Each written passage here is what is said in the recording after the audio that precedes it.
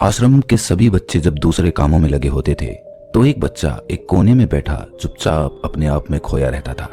वो अक्सर किसी से ज्यादा बात नहीं करता था। आश्रम की सभी जिम्मेदारियां पूरी करने के बाद जहां सभी बच्चे पूरे दिन की घटनाओं की चर्चा करने लगते, वहीं पर वो शांत रहने वाला बच्चा एक बरगद के पेड़ के नीचे बैठकर ध्यान करने लगता। सभी बच्चों को आश्चर्य होता था क्योंकि उसका कोई दोस्त नहीं था। वो अक्सर आश्रम में अकेला ही घूमता रहता था। ये देखकर उसके गुरु को बड़ी प्रसन्नता होती थी। उसे लगता था कि कोई तो है आश्रम में जो मौन यानी कि चुप रहने की ताकत को समझता है, उसके महत्व को समझता है। आश्रम के बारे में जब भी कोई जरूरी निर्णय लेना होता वो उसकी राय जरूर लिया करते थे। लेकिन यही बात गुरुजी के एक दूसरे शिष्य को बड़ी खटकती थी। वो गुरुजी का प्रिय शिष्य बनना चाहता था, इसीलिए वो गुरुजी के सामने दूसरे बच्चों के कामों में कुछ न कुछ कमियां निकालता रहता था, जिससे गुरुजी उसे महान समझने लग जाएं। अक्सर वो अपनी जिम्मेदारियां पूरी तरह से निभाने का दिखावा भी करता, चाहे उससे कोई सलाह ना भी मांगे, लेकिन फिर भी वो उन्हें अपनी सलाह देता रहता था। वो बहुत वाचाल शिष्य था और आश्रम के दूसरे सभी बच्चों में बहुत प्रसिद्ध भी था, क्योंकि वो सबसे हंसी मजाक करता रहता था, उनसे दिन भर बातें करता रहता था।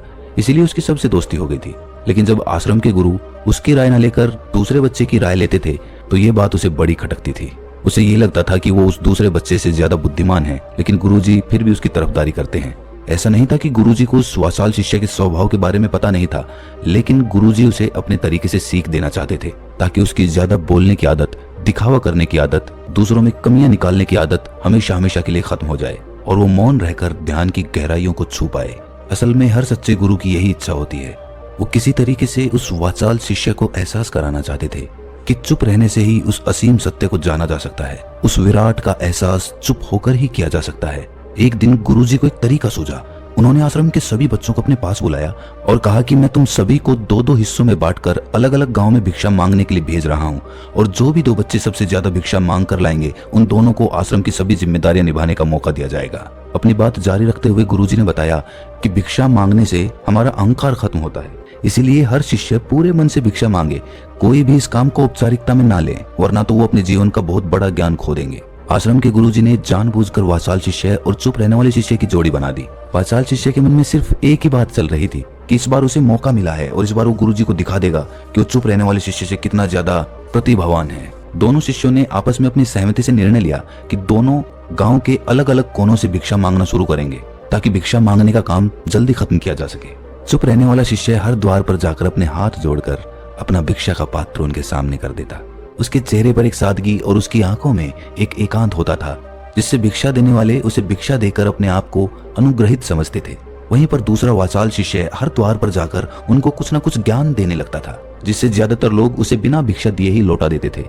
पूरे गांव में भिक्षा मांगकर जब दोनों गांव के बीच में मिले तो वाचाल शिष्य ने देखा कि चुप रहने वाले शिष्य के पास उससे दुगनी भिक्षा थी। ये देखकर उसे मन ही मन बहुत ठेस पहुंचा। लेकिन जब वो दोनों भिक्षा का सामान लेकर आश्रम की तरफ जा रहे थे तब वाचाल शिष्य को एक चालाकी सूझी। उसने चुप रहने वाले शिष्य से कहा कि हमें अपनी भिक्षा एक ही थैले में डाल लेनी चाहिए। गुरुजी ने हम दोनों को एक साथ भिक्षा लाने के लिए कहा था। चुप रहने वाले शिष्य ने बिना कुछ बोले अपनी सारी भिक्षा उसके थैले में डाल दी। वाचाल शिष्य मन ही मन बहुत खुश हो रहा था कि अब गुरुजी को ये पता नहीं चलेगा कि ज्यादा भिक्षा हम में से किसने मांगी। उसे लग रहा था कि गुरुजी मुझे इससे कम प्रतिभावान समझेंगे, इसीलिए उसने ये तरकीब लगाई। सभी शिष्यों के आने के बाद संध्या के समय जब सभी की भिक्षा तोली गई तो इन दोनों शिष्यों की भिक्षा सबसे ज्यादा निकली। गुरुजी ने इन दोनों का अभिवादन करते हुए आश्रम के सभी बच्चों के सामने उनकी पीठ थपथपाते हुए उन्हें मुबारकबाद दी और कहा कि मैं आश्रम का कार्यभार तुम दोनों को नहीं सौंप सकता, इससे आपसी मतभेद होने का खतरा रहता है। इसीलिए तुम दोनों में से जो ज्यादा भिक्षा लेकर आया है आश्रम की जिम्मेदारी उसे ही सौंपी जाएगी। जब उन्होंने उनसे पूछा कि तुम में से ज्यादा भिक्षा कौन मांग कर लाया था तो वाचाल शिष्य ने कहा कि गुरुजी मैं इससे दुगनी भिक्षा मांग कर लाया था, लेकिन मुझसे एक गलती हो गई कि मैंने वो दोनों भिक्षा एक ही थैले में डाल ली। मुझे नहीं पता था कि आप ऐसा निर्णय लेने वाले हैं, वरना तो मैं अपनी भिक्षा का थैला अलग ही रखता। इस पर गुरुजी ने चुप रहने वाले शिष्य से पूछा कि क्या तुम इसकी बात से सहमत हो, क्या तुम इससे कम भिक्षा लेकर आए थे। ये सुनकर चुप रहने वाले शिष्य ने कहा कि गुरुजी मेरे पास ऐसा कोई साधन नहीं है जिससे मैं ये साबित कर पाऊं कि मैं इससे ज्यादा भिक्षा लेकर आया था।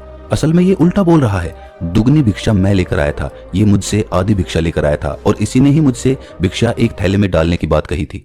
आश्रम से कुछ दूरी पर एक पहाड़ी थी जिसके पीछे सूरज अभी अभी संध्या के समय ढल रहा था।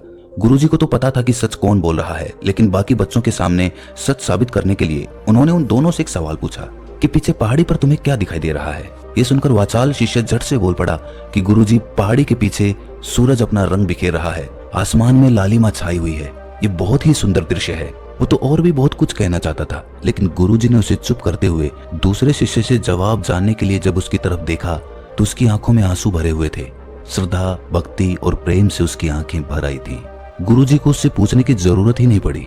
गुरुजी ने सभी बच्चों को संबोधित करते हुए कहा कि मैंने सवाल किया था कि पहाड़ी के पीछे तुम्हें क्या दिखाई दे रहा है।